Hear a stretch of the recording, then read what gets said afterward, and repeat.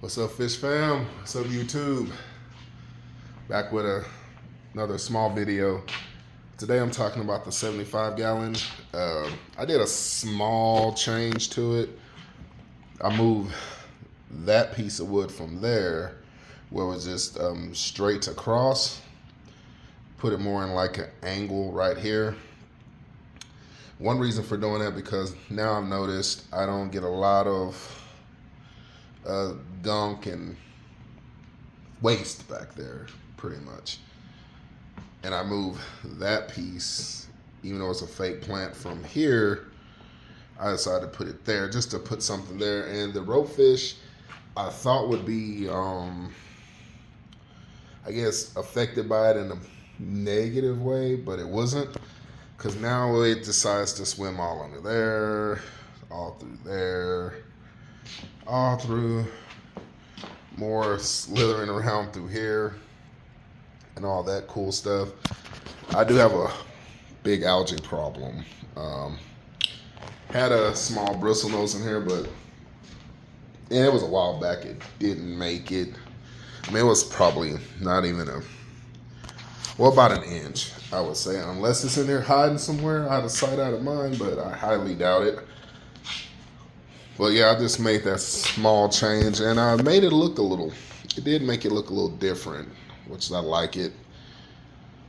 I might be taking out some fake plants, but putting some different ones in, because these are starting to lose a little color. I don't know if you can tell on camera or my previous videos when I put them in. They had a lot more color to them. Like, this one is looking way more faded than that one. You know, and this one's lost some. I bet they're fake plants, and these plants, so far they've been safe to put into the aquarium, but at the same time, I got them from Hobby Lobby, and I wouldn't say the aquarium's safe. I don't want to go that far. I haven't had any issues with them or anything like that, but I don't want to go off and saying, oh, their aquarium's safe, so y'all do what you need to do. I'm not a big fan of fake plants. I'm really not. But considering what the two I have in here that'll just tear through them anyways, that's what's my best bet. So yeah, that's what I had to do on that. And pretty much that's it. I mean, the filter is running good. Keeping it clean. It's keeping the surface. It's not staying clear, but it's some water movement up here.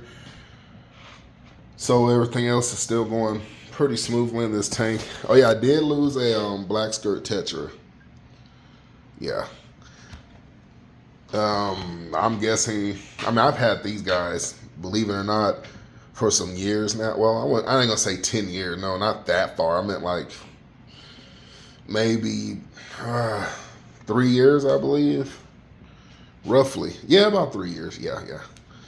But, you know, I didn't have them since they were a baby or anything. They were already pretty much a good size when I got them. So, you know, one of those things that do happen. And, you know, that's pretty much how it works. So now I am making a future plan. Well, I wouldn't say plan, but another, if I can get it to happen, another order for this tank. Yeah. And seeing, first of all, I want to get another bristle nose. That's going to be for certain, because I do want to clean up as much of this algae as I can, all on the back wall. You know, make it look a little better in here, but have to see how well that goes by me looking for one. Local stores so far haven't had any, and ordering one might be my best bet, my best option. So that's maybe what I go to. Look at the goby. Yeah, I have one night goby in here. I don't know if you can see them. Right there. Camera aren't picking them up. But yeah, it's right there. And my ropefish is in here. hiding somewhere. Normally, it's back off in this area. Normally. But I'll have to see. Tomorrow is when I do my tank maintenance, so it'll look a little better for sure. I might just take that plant out. I mean, just to get it out of the way, honestly. I guess I'll make my choice tomorrow as I'm doing my little maintenance and everything on it. But yeah, I might take it out. Might take that one out. Might just take all those 3 out, but then spread these out back there. Maybe. I don't know how that would look. Try to give it a different little look or something like that. Wish I could find those, but taller. That would be pretty cool. But I can't. Ouch. At the moment. Back in the past when I had African cichlids, there were some that were bigger or taller, but that was some years ago, but not anymore. But yeah, that's pretty much it. All I want to give you all a quick update on, and the one loss with the black skirt tetra, and obviously the loss we've had with the angelfish that didn't do too well. Oh yeah, in this tank, the Congo tetras, I think I mentioned in the last video that they have moved back to this tank because they were in the 75. But yeah, they're back, and these are sprouting again. They did it before in the past, but got eaten. So now, seeing what's going to happen with that. Oh, there goes the bristle nose, the albino. I know it ain't picking it up well. Sorry about that, y'all, but yeah. And my clown plecos, all 3 of them are still there.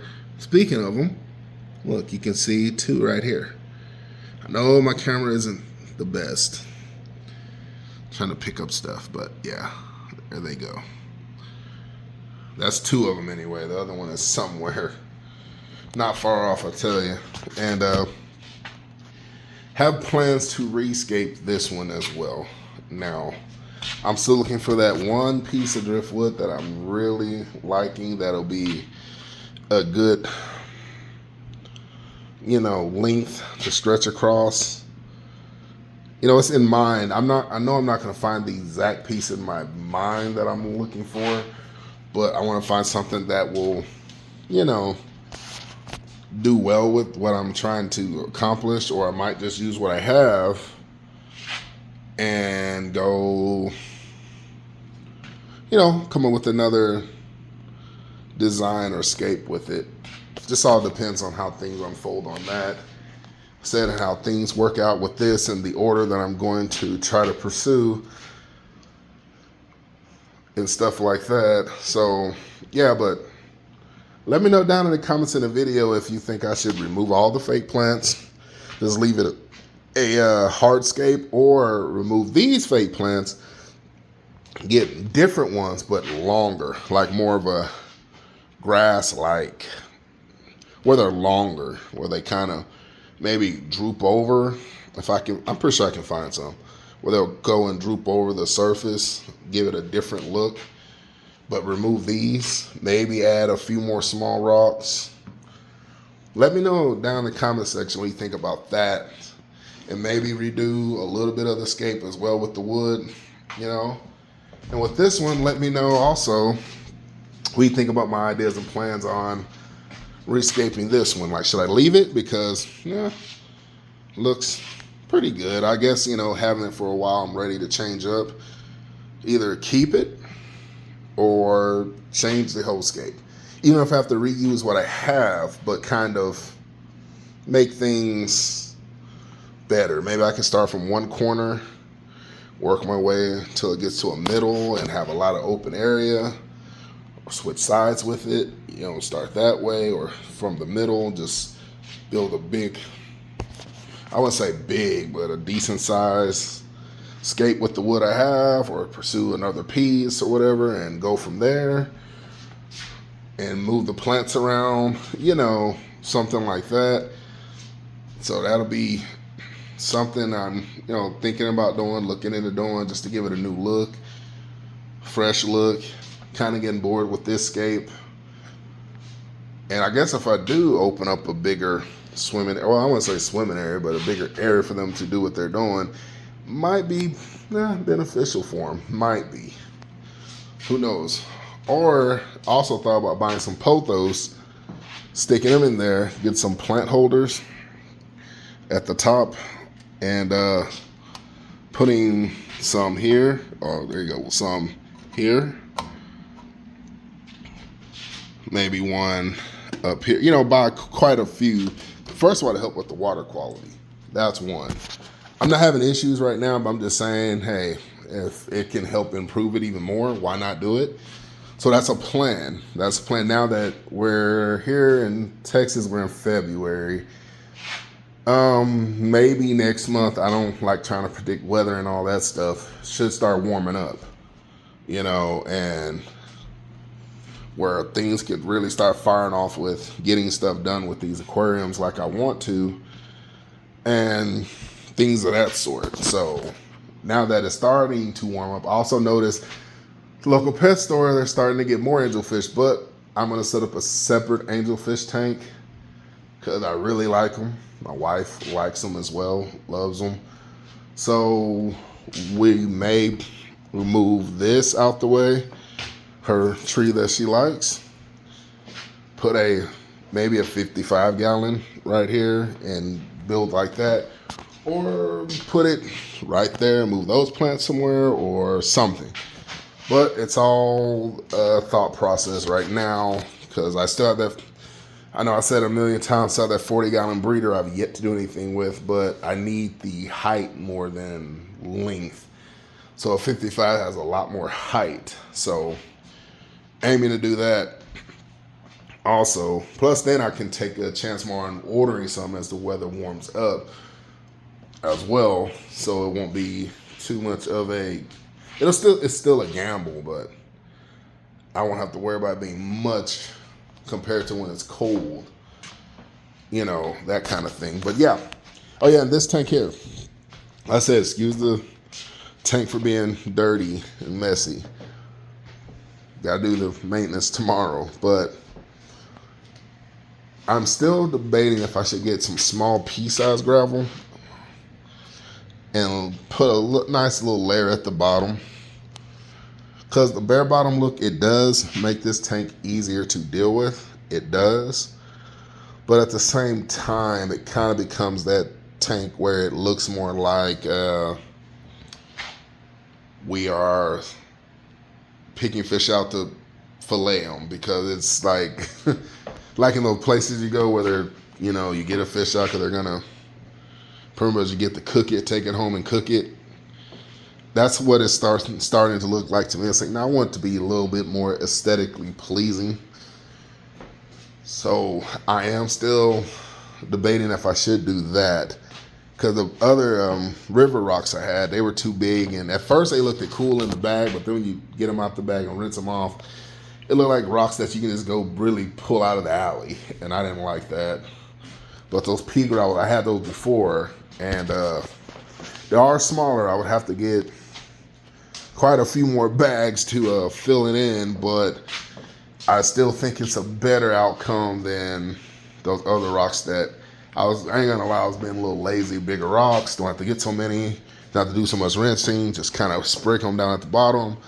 We're good to go. But upon examining them, I didn't like the look of them, and I was like, no, I'm not doing that. No. So yeah, let me know about that idea. At least doing some kind of substrate at the bottom for them. I mean, it don't seem like the bare bottom bothering them. There's just more of me looking at the tank.